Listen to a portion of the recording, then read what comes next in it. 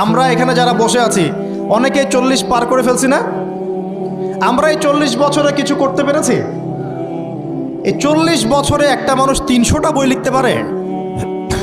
তাহলে আমরা বুঝতে পারছি যে তাদের সময়ের যে বরকত আর আমাদের হায়াতের বরকত এক না। বরকত সম্পূর্ণ ভিন্ন জিনিস, যেটা আমরা চাক্ষুষ দেখা জ্ঞান দিয়ে বিশ্লেষণ করতে পারবো না। পারবো না। আরও বোঝাচ্ছি দেখুন, রাসূলুল্লাহ সাল্লাল্লাহু আলাইহি ওয়াসাল্লাম সারাদিনে কত কাজ করতেন। তাহাজ্জুদ পড়তেন, শেষ রাত্রে উঠতেন, রাতের এক অংশ ঘুমাতেন, আরেক অংশ উঠতেন, উঠে তাহাজ্জুদে নামাজ পড়তেন, লম্বা কেরাত, মানে এক রাকাতে প্রায় 4 পারা কোরআন তেলাওয়াত করেছেন। এক রাকাতে 4 পারা। আমরা তো 4টা আয়াত পড়লেই একদম তাড়াতাড়ি রুকু করতে হবে, দাঁড়ায় থাকতে পারতেছি না। তাই নামাজ তো ডিজিটাল, এখন যুগের সাথে সাথে নামাজও কি ডিজিটাল। অনেক মসজিদে নামাজ পড়লে মনে হয় ইমাম সাহেব পেশাব পায়খানা চাপ নিয়ে নামাজ পড়াচ্ছে মনে হয়। তাড়াতাড়ি নামাজ শেষ করতে পারলে বাঁচে। আবার দেখা যায় মাঝে মাঝে যে নামাজ মানুষ পড়াচ্ছে, পড়তেছে না, মানে নামাজ পড়ানোর দায়িত্ব সে পালন করছে, নামাজ নিজে পড়তেছে না। তো এই ডিজিটাল নামাজ না, নবী সাল্লাল্লাহু আলাইহি ওয়াসাল্লাম এক রাকাতে 4 পারা কোরআন তেলাওয়াত করেছেন, প্রায় 4.5 পারা তাহাজ্জুদের নামাজে। তখনই তো গিয়ে পা ফুলবে। এই যে পা ফুলতো, এমনি এমনি পা ফোলে? কতক্ষণ দাঁড়ায় থাকলে একটা মানুষের পা ফোলে? তো নবী সাল্লাল্লাহু আলাইহি ওয়াসাল্লামের পা ফুলে যেত, পা মোবারক ফুলে যেত।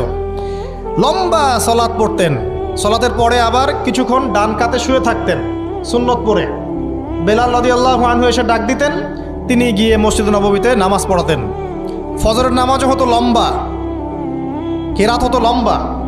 নামাজের পরে আবার সাহাবীদের সাথে কথাবার্তা বলতেন, দিনী বিষয়ে মোজাকারা করতেন। তারপরে ইশরাকের নামাজ পড়তেন, চাশতের নামাজ পড়তেন, পরিবারের দেখাশোনা করতেন, দিন প্রচার করতেন, রুজি রুটির ব্যাপার ছিল। এই সারাদিন যে এতগুলো কাজ তিনি করতেন, একদিনে একটা মানুষ এত কাজ করতে পারে? তো নবী সাল্লাল্লাহু আলাইহি ওয়াসাল্লামের জীবনের বরকত আমার জীবনের বরকত কি সমান? তাহলে বলেন, বরকত কি আমি চাক্ষুষ জ্ঞান দিয়ে প্রমাণ করতে পারবো? এরকম অনেক বিষয় আছে ইসলামে যেটা চাক্ষুষ জ্ঞান দিয়ে প্রমাণ করা যায় না। কবরের আযাব দেখেছেন? কেউ কি প্রমাণ করতে পারবে? আপনি কি ফেরেশতাকে দেখেছেন যারা এখন এখানে ঘিরে রেখেছে জায়গাটা? এই জায়গাটা কি ফেরেশতারা ঘিরে রাখে নাই? আল্লাহ রাসূল কি সেই কথা বলেন নাই? কিন্তু আমরা কি প্রমাণ করতে পারবো এখন? আপনি চাক্ষুষ জ্ঞান দিয়ে পারবেন না। কবরের আযাব প্রমাণ করতে পারবেন না। স্বপ্ন মাঝে মাঝে দেখেন, সত্য হয় কি হয় না? মুমিনের স্বপ্ন সত্যি হবে কি হবে না? আখিরুজ জামানে মুমিনের স্বপ্ন বেশি বেশি সত্য হবে। তো সত্য স্বপ্নের কি ব্যাখ্যা দিবেন? কোনো ব্যাখ্যা নাই। আপনি কি জান্নাত জাহান্নাম দেখেছেন? দেখেন নাই। মিজান পুলসিরাত দেখেছেন? রূহ, আপনার শরীরে একটা রূহ আছে, আত্মা, এটা কি দেখেছেন? এখন এই যে বিষয়গুলো দেখা যায় না, আধ্যাত্মিকত্ব, বারাকা, আল্লাহর নূর, কবরের আযাব, পরকাল, ফেরেশতা, জিনজাতি, তো এগুলোকে আমরা তো বাহ্যিক জ্ঞান দিয়ে ব্যাখ্যা করতে পারবো না। পারবো? তাই বলে কি এগুলোর অস্তিত্ব নাই? বলেন, এগুলোর অস্তিত্ব আছে কি নাই? যদি এগুলোর অস্তিত্ব কেউ বিজ্ঞান দিয়ে প্রমাণ করতে চায়, পারবে? যুক্তি দিয়ে প্রমাণ করতে চাইলে পারবে? কোনো দর্শন দিয়ে প্রমাণ করতে চাইলে পারবে? পারবে না। তাহলে এখানে একটা বিষয় হচ্ছে, আল্লাহর পক্ষ থেকে যা নাজিল হয়েছে চোখ বন্ধ করে বিশ্বাস করতে হবে। এখন এই চোখ বন্ধ করে বিশ্বাস করলে পরে মানুষ আপনাকে বলবে ধর্মান্ধ। কি বলবে? এবং ইসলামের এই মৌলিক বিষয়গুলোকে যদি আপনি চোখ বন্ধ করে মেনে চলেন, এখনকার বিশ্বের মানুষ আপনাকে বলবে আপনি মৌলবাদী। এখন আপনি বলেন, ইসলামের মৌলিক বিষয়গুলোকে মেনে না চললে কি কেউ মুসলিম হতে পারবে কি না? পারবে? তাহলে পরিপূর্ণ মুসলিম হতে হলে আমাকে মৌলবাদী হতে হচ্ছে কি না? আমি এটা দিয়ে কি বুঝাচ্ছি? বুঝাচ্ছি আল্লাহ পাকের নাজিল করা প্রতিটা বিষয়কে চোখ বন্ধ করে মানতে হবে। কিছু বিষয় আমার বুঝে আসবে, কিছু বিষয় আমার বুঝে নাও আসতে পারে। এখন যতগুলো বিষয় বললাম, একটাও কি ব্যাখ্যা করতে পারবেন? কিন্তু এগুলো আপনাকে মানতেই হচ্ছে, কারণ আপনি মুসলিম। আল্লাহ বলেছেন, রাসূল বলেছেন, আমি মেনেছি। এখন আমার জ্ঞান কি আল্লাহ এবং তার রাসূলের জ্ঞানের চেয়ে বেশি না কম? এই পুরো মহাবিশ্ব যিনি পরিচালনা করছেন, তার জ্ঞান বেশি না আমার জ্ঞান বেশি? এই পুরো মহাবিশ্বের শত কোটি গ্যালাক্সি আছে, এক একটা গ্যালাক্সিতে হাজার হাজার সৌরজগৎ আছে। এরকম শত সহস্র গ্যালাক্সি নিয়ে একটা আসমান গঠিত হয়। এরকম 7টা মহাদেশ আছে, সাতটা মহাবিশ্ব আছে। এই 7 মহাবিশ্বের উপরে আছে কুরসি, ওয়াসিআ কুরসিয়ুহুস সামাওয়াতি ওয়াল আরদ। তার উপরে আছে মহাসাগর, যার গভীরতা 500 বছরের পথ। তার উপরে আছে আল্লাহ রাব্বুল আলামিনের আরশে আজিম। আর আল্লাহ রাব্বুল আলামিন এই আরশের উপর সমুন্নত। সেই মহান আল্লাহকে আমরা বলি আল্লাহু আকবার। কি বলি? এই যে আল্লাহু আকবারের মর্ম বুঝলেন? এখন এই বিশাল সত্তা আল্লাহু আকবার, আল্লাহ পাক সবচেয়ে বড়, এই সর্বোচ্চ সত্তার জ্ঞান বেশি না আমার জ্ঞান বেশি? তার পক্ষ থেকে যখন কোরআন এবং হাদিস নাজিল হচ্ছে, আমাকে তো চোখ বন্ধ করেই মানতে হবে, নাকি আমি যুক্তি দিব? হ্যাঁ, কিছু বিষয় আমার বুঝে আসবে, কিছু বিষয় আমার বুঝে নাও আসতে পারে। কিছু বিষয় আমি সায়েন্স দিয়ে প্রমাণ করতে পারবো, কিছু নাও পারতে পারি। কিছু আমি দর্শন দিয়ে প্রমাণ করতে পারবো, কিছু নাও পারতে পারি। যেগুলো পারছি না সেগুলো আমার বা আমাদের জ্ঞানের সীমাবদ্ধতা। কথা কি বুঝতে পারছেন? এটা আল্লাহ পাকের জ্ঞানের বা আল্লাহ পাকের ওহির কোনো ত্রুটি নয়। আল্লাহর ওহির কোনো ত্রুটি আছে? এটা আমার জ্ঞানের সীমাবদ্ধতা। আসেন সামনে যাই। যে কথাটা বলতে গিয়ে এদিকে আসলাম, দেখুন এমন অনেক বিষয় আছে যেগুলো আমরা খালি চোখে ব্যাখ্যা করতে পারবো না। আমরা যে যুগটাকে আইয়ামে জাহিলিয়াত বলছি, ওই যুগটাতে যে সমস্যাগুলো ছিল, যে পাপগুলো ছিল, সেগুলো এখনকার বিশ্বে আরও অনেক উঁচু লেভেলে বিরাজ করছে। যেমন এই যে আপনারা বললেন, একটা পাপ ছিল শিরক। সরাসরি মূর্তি পূজা বলছি না, আমরা বলছি কি শিরকের পাপ ছিল। ওই আইয়ামে জাহিলিয়াতের মানুষগুলো শিরকের পাপে নিমজ্জিত ছিল। তারা শুধু মূর্তির পূজাই করতো এমনটা নয়, তারা কবরেরও পূজা করত, তারা মৃত মানুষেরও পূজা করত, তারা কেউ কেউ নাস্তিকতায়ও বিশ্বাসী ছিল। সূরা মুমিনুন পড়লে দেখবেন তাদের মধ্যে একটা আকীদা ছিল, ইন হিয়া ইল্লা হায়াতুনা দুনিয়া নামুতু ওয়া নাহইয়া। কাফেররা বলতো যে আমরা এই পৃথিবীতে জন্মেছি, এখানেই আমরা জন্মাবো, এখানেই মারা যাব। ওয়া মা নাহনু বিমা বুউসিন, আমাদেরকে পুনরুত্থিত করা হবে না। এই পরকালের কনসেপ্টে তারা বিশ্বাস করতো না। তো এরকমও লোক ছিল। শুধু যে লাত, ওজ্জা, হবল, মানাত এগুলোর পূজা করতো তাই নয় বিষয়টা। এখানে কবর পূজাও ছিল, এখানে আপনার মৃত মানুষের পূজাও ছিল, এখানে গাছপালা, চন্দ্র, সূর্য, নক্ষত্রের পূজাও ছিল, আবার নাস্তিকতাও ছিল। এক কথায় আইয়ামে জাহিলিয়াতের সবচেয়ে বড় পাপ ছিল শিরক। কথা কি বুঝতে পারছেন ভাই? আচ্ছা, না বুঝলে বলবেন, শেষে গিয়ে প্রশ্ন করবেন ইনশাআল্লাহ, সমস্যা নাই। তাহলে প্রথম যে পাপটার কথা বললাম সেটা কি? শিরক। এখন একটু এই 1400 বছর পরে চলে আসেন, চলে এসে দেখেন এখনকার সমাজের দিকে তাকান, এখনকার মুসলিম রাষ্ট্রগুলোর দিকে তাকান, আর পুরো বিশ্বের দিকে তাকান। সবচেয়ে বড় সমস্যাটা কি বলেন? সবচেয়ে বড় সমস্যা কি শিরক নয়? আচ্ছা, মুসলিমরা কি এখন অনেকেই কবর পূজা করে না? মুসলিমদের মধ্যে অনেকেই দেখবেন যে মৃত মানুষের কাছে চাচ্ছে না, মৃত মানুষের কাছে সন্তান প্রার্থনা করে না, ওই যে ওখানে গিয়ে নজর মান্নত করছে না যে মৃত মানুষকে সন্তুষ্ট করলে আমার ভালো হবে, না হলে আমার কোনো ক্ষতি হয়ে যাবে, এটা মানুষ করছে না। মুসলিমদের মধ্যে বহু মানুষ আল্লাহর হালালকে হারাম করছে না, আল্লাহর হারামকে হালাল করে নিচ্ছে না, এটাও কিন্তু শিরক। আপনি কি জানেন যে আল্লাহর হালালকে হারাম করলে শিরক হয়? আল্লাহর হারামকে হালাল করলে শিরক হয়। সুদ হালাল না হারাম? না, সুদ তো ফরজ। সুদ হালাল না হারাম? সুদ তো এখনকার বিশ্বে ফরজ। সুদ ছাড়া এই বিশ্ব চলবে না। আপনি ঠিক বলছেন, কিন্তু সুদ ছাড়া এই বিশ্ব চলে না। যে কোনো কিছু করতে গেলে সুদ লাগবে। তো এখন যে সবাই এটাকে হালাল করে নিচ্ছে, এটা কি হচ্ছে? আল্লাহর হারামকে মানুষ হালাল করছে না। আচ্ছা বলেন, মদ হারাম না হালাল? বলেন। মদ তো ওয়াজিব নাকি? যুব সমাজে তো মদ না খেলে চলেই না।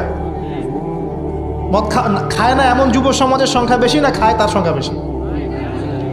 কয়টা ছেলে আছে স্মোক করে না? বলেন, কয়টা ছেলে দেখাতে পারবেন যারা স্মোক করে না? এখানে কারা কারা স্মোক করেন না? মাশাআল্লাহ, আলহামদুলিল্লাহ, মাশাআল্লাহ। হাত নামান, হাত নামান, হাত নামান। আল্লাহ পাক আপনাদের রক্তে এবং মাংসে বরকত দান করুন, দোয়া করি। যদি আপনি কোনো কমিউনিটির মধ্যে দেখাতে পারেন যে তারা মাদক থেকে দূরে আছে, তারা শুধুমাত্র ইসলামিক কমিউনিটি, অন্য কোনো কমিউনিটি না। যদি আপনি মাদক মুক্ত কোনো ক্যাম্পাস দেখাতে পারেন, সেটা হবে মাদ্রাসা। যদি পর্ন মুক্ত ক্যাম্পাস দেখাতে পারেন, দেখাতে হবে মাদ্রাসাকে। এখানে বিষয়টা হচ্ছে যারা ইসলাম প্র্যাকটিস করে, কোরআন এবং সুন্নাহর বুঝ যাদের মধ্যে আছে, যাদের মধ্যে আল্লাহর ভয় আছে, এরা কখনো সুদ খাবে? এরা কি মদ খাইতে পারবে? পারবে না। ইনশাআল্লাহ আপনারা কি জিনা করতে পারবেন? আল্লাহ পাক আপনাদেরকে ঈমান আমলের উপর অটুট রাখুন, আমিন। যে কথাটা বলছি, কেউ যদি আল্লাহর হালালকে হারাম করে নেয় আর কেউ যদি আল্লাহর হারামকে হালাল করে ফেলে, এটাকে কিন্তু শিরক বলা হয়। এই বিষয়ে কি এই সমস্যা নাই? বুঝেন না এই সমস্যা আছে কি নাই? আছে। সামনে আগান। এই বিশ্বের শিক্ষা ক্ষেত্রগুলো দেখবেন, এই শিক্ষা ক্ষেত্রগুলোর মধ্যে নাস্তিকতার শিক্ষা বাড়ছে না কমছে? বাড়ছে। এই বিশ্বের অর্থনীতি দেখবেন, অর্থনীতির মধ্যে শিরক বাড়ছে না কমছে? এখানে আপনাকে সুদ নিতে হচ্ছে, এখানে আপনাকে আল্লাহর নাজিলকৃত ইকোনমি বাদ দিয়ে পশ্চিমাদের নাজিলকৃত ইকোনমি বহন করতে হচ্ছে। এটাও এক প্রকার কুফরি। আরও সমস্যা আছে। এই বিশ্বের ওয়ার্ল্ড অ্যাফেয়ার্সের দিকে তাকাবেন, দেখবেন বিশ্বের কয়টা জায়গা আপনি আমাকে দেখাতে পারবেন যেখানে মুসলিমদের মধ্যেও আল্লাহ রাব্বুল আলামিনের নাজিলকৃত বিধান দিয়ে বিচার ফয়সালা হচ্ছে? কয়টা দেখাতে পারবেন? তো যেখানে আছে খুব স্বল্প পরিসরে। পুরো বিশ্বের অবস্থা আজকে এমন। পর্নোগ্রাফি হালাল না হারাম? পশ্চিমা সংস্কৃতির মধ্য দিয়ে এটা সারা বিশ্বে ছড়িয়ে দেওয়া হয়েছে। মানুষ এখন এটাকে available part of our life এটা মনে করছেন, common part of our life. পর্দা হালাল না হারাম? বলেন, পর্দা না করাটা হারাম না হালাল? আচ্ছা, এখন দেখেন, মিডিয়া বলেন, প্রিন্ট মিডিয়া বলেন, ইলেকট্রনিক মিডিয়া বলেন, বিভিন্ন প্রযুক্তিগত উন্নয়নের মধ্য দিয়ে নগ্নতাকে প্রমোট করা হচ্ছে কি হচ্ছে না? বলেন, হচ্ছে কি হচ্ছে না? এখন কি কাপড় খোলার দিকে মানুষ বেশি আগ্রহী না পরার দিকে? দেখবেন ইসলামের বুঝ যাদের মধ্যে নাই, এরা কাপড় খুলতে যাচ্ছে এখন। আর আমি আপনাদেরকে বলি, আগের লেকচারগুলোতেও বলেছি, এই পুরো মহাবিশ্বে আমাদের বাবা আর মা আদম এবং হাওয়া আলাইহিস সালাম, তাদের গা থেকে পোশাকটা খুলে ফেলেছিল কে জানেন? কে? ইবলিস। যখনই তারা গাছের কাছে গেলেন, তখন কি হলো? ফালাম্মা যাকাশ শাজারা বাদাত লাহুমা সাওয়াতিহিমা। যখনই তারা গাছের কাছে গেলেন, তাদের কাপড় খুলে পড়ে গেল। তাহলে পুরো মহাবিশ্বে আমাদের পিতামাতাকে নগ্ন করে দিয়েছে কে? ইবলিস, শয়তান। তাহলে এখন পৃথিবীতে যারা মুসলিমদেরকে বা অমুসলিমদেরকে, পুরো মানবতাকে যারা নগ্ন করতে চাচ্ছে, এরা কার এজেন্ট? এরা কার এজেন্টটা বাস্তবায়ন করছে? এটা কি বুঝতে বাকি থাকে? আমি কথাগুলো বানিয়ে বলি নাই। সূরা আরাফ পড়েন, দেখবেন সব লেখা আছে। আসেন, এক কথায় বলতে চাচ্ছি, ওই সময়কার যে শিরকটা শুধুমাত্র মক্কায় সীমাবদ্ধ ছিল, এখনকার শিরকটা গ্লোবালাইজেশন হয়েছে আর কি। পুরো দেশে দেশে দেশে শিরক ছড়িয়ে পড়েছে আর কি। আসেন, ওই সময় আরেকটা বড় পাপ ছিল, যেটাই যে এক ভাই বলল, সেটা হলো রিবা। রিবা, রিবা মানে কি? সুদ। রিবা মানে সুদ, জানেন তো? আর সুদ তো ফরজ নাকি ভাই? আচ্ছা, এমন কোনো গ্রাম নাই বাংলাদেশে যেখানে সুদ নাই, আর বিশ্বের এমন কোনো দেশ নাই যেখানে সুদ নাই। আর এই যুগের কথাই নবী সাল্লাল্লাহু আলাইহি ওয়াসাল্লাম হয়তো বা বলেছিলেন, আল্লাহু আ'লাম, আল্লাহ ভালো জানেন, যে এমন একটা যুগ আসবে যে যুগে ম্যাক্সিমামই সুদখোর হবে। যে ব্যক্তি সুদের ছিটাফোটা, মানে সুদের পাপ থেকে বেঁচে থাকতে চাইবে, ওর গায়েও গিয়ে সুদের ছিটাফোটা গিয়ে লাগবে। এটা সেই যুগ না? আপনি বুঝতে পারছেন না হয়তো, এটা সেই যুগ। আপনি মনে করছেন দাড়ি, টুপি, পাগড়ি, জুব্বা মাশাআল্লাহ সব লাগাই দিছি, হ্যাঁ, বাইরে একটা সাইনবোর্ড আছে, আমি মৌলবী, আল্লামা, আমি একজন দায়ী বক্তা, কিন্তু সুদের যে ওই ছিটাফোটা, এটা আপনার কাছে আমার কাছেও আছে। হয়তো আপনি বুঝতে পারছেন না। কখন বুঝবেন? যখন ইসলামিক অর্থনীতির বইগুলো পড়তে পারবেন। আর শুধু ইসলামিক অর্থনীতির বই যথেষ্ট না, এর পাশাপাশি আমাদের দরকার এই প্রচলিত যে IMF, ইন্টারন্যাশনাল মনিটারি সিস্টেম, এর নীতিগুলো জানা। তখন কি আপনি বুঝবেন ওয়ার্ল্ড ব্যাংক কী জিনিস, IMF কী জিনিস, ঠিক আছে? তখন বুঝবেন যে পেট্রো ডলার কী জিনিস, তখন বুঝবেন যে হার্ড কারেন্সি, সফট কারেন্সি কী জিনিস, এখন বুঝবেন না। আর যেহেতু বুঝবেন না, অতএব আমি এগুলো বলেও লাভ নাই। যেহেতু আপনি বুঝবেন না, আমি যদি এখন এইসব নিয়ে কথা বলি, আপনার কাছে মনে হবে এইসব কী উল্টাপাল্টা কথা কইতাছে। ঠিক আছে? তো যাই হোক, আগে আল্লাহর ওয়াস্তে ইসলামিক ইকোনমিক্স পড়েন এবং ইন্টারন্যাশনাল মনিটারি সিস্টেম সম্পর্কে পড়েন। প্রত্যেক স্টেটের প্রধান যারা আছেন তারা জানেন যে ওয়ার্ল্ড ব্যাংক কী জিনিস, তারা জানে IMF কী জিনিস। ঋণের এমনি এমনি কোনো কান্ট্রিকে তারা ঋণ দিবে না, একটা বিশাল বড় সুদের জালে ওদেরকে ফেলবে, তারপর জনগণের রক্ত চুষে সুদ শোধ করতে হবে। আর যারা পারবে না ওরা যে শ্রীলঙ্কার মতো দেউলিয়া হয়ে যাবে। ও কেন দেউলিয়া হয়ে গেছে? বিকজ ও ঋণ শোধ করতে পারছে না, বাস দেউলিয়া। তো যাই হোক, পড়াশোনা করেন। আমি একজন স্কলারের নাম বলে দেই, এক লেকচারে তো সব বলে দেওয়া সম্ভব না। সম্ভব? আমি রাস্তা দেখাচ্ছি আপনাদেরকে। আপনারা আল্লামা তকি উসমানীর বইগুলো পড়েন, নাম শুনেছেন? আচ্ছা, নাকি এখন বলবেন যে উনি তো হানাফি মাযহাবের, আমি তো আহলে হাদিস পড়বো না, এটা বলবেন নাকি? আল্লামা তকি উসমানী এই বিশ্বের সবচেয়ে বড় আলেমদের একজন।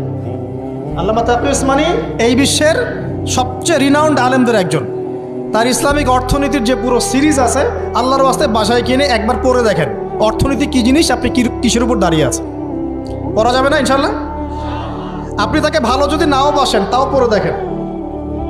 মনে করেন আপনি একটা কমিউনিটির মধ্যে আছেন, বা একটা সংগঠনে আছেন, বা একটা ঘরানার মধ্যে আছেন, তাহলে কি অন্য ঘরানার বইপত্র পড়া যাবে না? হারাম হয়ে গেছে নাকি? এই যে সংকীর্ণ মানসিকতা থাকলে ভাই হেদায়েত পাওয়া যাবে না। আর আপনি যে মনে করছেন আমি একদম হকের উপর আছি, আপনি সঠিক পথে আছেন ঠিকই, তবে এটা সঠিক ভুল পথ। কথা বুঝতে পারছেন না? আপনি মনে করছেন যে আমি একদম চূড়ান্ত সঠিক বিষয়ের উপর আছি। হ্যাঁ, আপনি সঠিক বিষয়ের উপর আছেন ঠিকই, বাট আপনি সহি একটা ভুল পথে আছেন। এটা বুঝবেন পরে, যখন জ্ঞানের পরিধি বাড়তে থাকবে তখন বুঝবেন যে সহি পথ কোনটা, সহি ভুল পথ কোনটা। মুসলিমদের মধ্যে ফাটল সৃষ্টি করে জান্নাতে যাওয়া যায় না। যায়?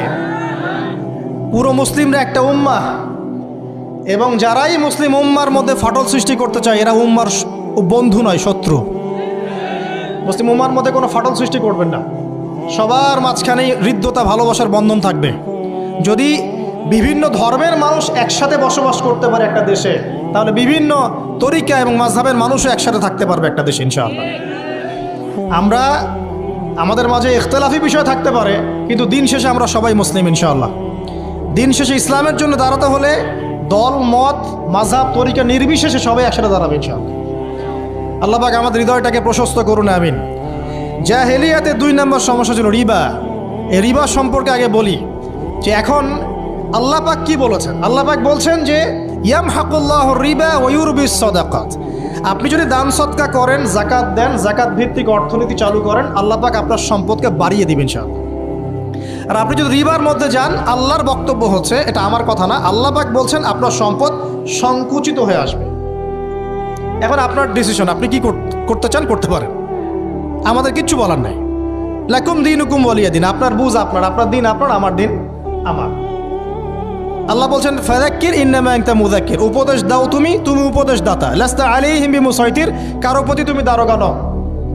আল্লাহ বলছেন আপনি সুদে থাকলে সম্পদ সংকুচিত হবে, যদি ছেড়ে দেন, যাকাত দেন, ব্যবসা ভিত্তিক ইকোনমি চালান, আপনার সম্পদ বাড়বে ইনশাআল্লাহ। কি করবেন, ডিসিশন কার? আপনার। আল্লাহ পাক বলছেন ইয়া আইয়ুহাল্লাযীনা আমানু, হে মুমিনগণ, ইত্তাকুল্লাহ। শোনেন ভাই, আল্লাহ বলছেন ইত্তাকুল্লাহ, তোমরা আল্লাহকে ভয় করো। ওয়া যারু মা বাকিয়া মিনার রিবা, সুদের অবশিষ্ট সব অংশ ছেড়ে দাও। সুদের অবশিষ্ট সব টাকা ছেড়ে দাও। ওয়া ইল্লা ইন কুনতুম মুমিনিন, যদি প্রকৃতপক্ষেই তোমরা মুমিন হয়ে থাকো তাহলে ছেড়ে দাও।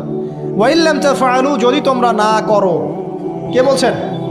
আল্লাহ। যদি তোমরা এটা না করো তাহলে আল্লাহ কি বলছেন? ফাআযানু বিহারবিন মিনাল্লাহি ওয়া রাসূলিহি, আল্লাহ এবং তার রাসূলের সাথে যুদ্ধের ঘোষণা শুনে রাখো। এটা কার কথা? এখন আপনি যদি চান আল্লাহর পক্ষে যুদ্ধ করতে পারেন, আপনি চাইলে আল্লাহ এবং তার রাসূলের বিপক্ষেও যুদ্ধ করতে পারেন। আপনাকে কি বাধা দিবে? দিবে না। ডিসিশন কার? ডিসিশন আপনার। নবী সাল্লাল্লাহু আলাইহি ওয়াসাল্লাম আরও বলেছেন যে, আপনারা জানেন হাদিসটা, নতুন কোনো হাদিস বলছি না, আপনারা জানেন, প্রত্যেক আলেম জানেন, প্রত্যেক মাযহাবের ইমাম জানেন। কি সেটা? যে সুদের পাপের 70 বা 73টা শাখা আছে। কয়টা? 73 বা 70টা শাখা আছে। তার সবচেয়ে নিম্ন শাখা হচ্ছে নিজের মাকে বিয়ে করা।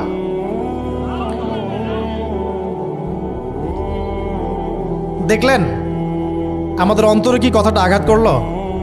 আপনি কি আপনার মায়ের সাথে, নাউযুবিল্লাহ, আপনি কি আপনার মাকে বিয়ে করতে পারবেন? এটা কি কোনো ব্যক্তির পক্ষে সম্ভব? কিন্তু নবী সাল্লাল্লাহু আলাইহি ওয়াসাল্লাম বলছেন 73 শাখার সবচেয়ে নিম্ন শাখা হচ্ছে সেই ব্যক্তি যেন তার মাকে বিয়ে করলো। আর সর্বোচ্চ শাখা কি? ওই যে আল্লাহ এবং তার রাসূলের সাথে কি করা? যুদ্ধ করা। আরেকটা হাদিস আছে, নবী সাল্লাল্লাহু আলাইহি ওয়াসাল্লাম বলেছেন চার শ্রেণীর মানুষ আছে, এদেরকে আমি সমানভাবে অভিশাপ দিলাম। কয় শ্রেণী? চার শ্রেণী। জাস্ট শুনে রাখেন হাদিসগুলা। আমি জানি এই বিশ্বে আপনি এই হাদিসগুলোর উপর ইমপ্লিমেন্টেশনে যেতে পারবেন না, এটা আমি বুঝি, কিন্তু আকীদা ঠিক থাকতে কি কোনো সমস্যা আছে? একটা মানুষ পাপ করে, জেনে করে যে হ্যাঁ আমি জানি এই কাজটা খারাপ, ঠিক আছে। আরেকটা মানুষ মনে করে না এটা করলেও হয়, না করলেও হয়, কোনো সমস্যা নেই। আরেকটা মানুষ মনে করে যে না আমি একটা ডাহা পাপ করছি, এটা থেকে বেঁচে থাকা আমার উচিত ছিল কিন্তু আমি পারছি না, যে আমি মানি না এসব বিধান টিধান, যা ভালো মনে হবে দুনিয়ার জন্য করব। এরা কি সবাই সমান? একজন মানুষ যে জানে যে এটা খারাপ কাজ কিন্তু বাধ্য হয়ে সে করতে হচ্ছে, সে ব্যক্তি তো ওর চেয়ে কিছুটা হলেও উত্তম নাকি?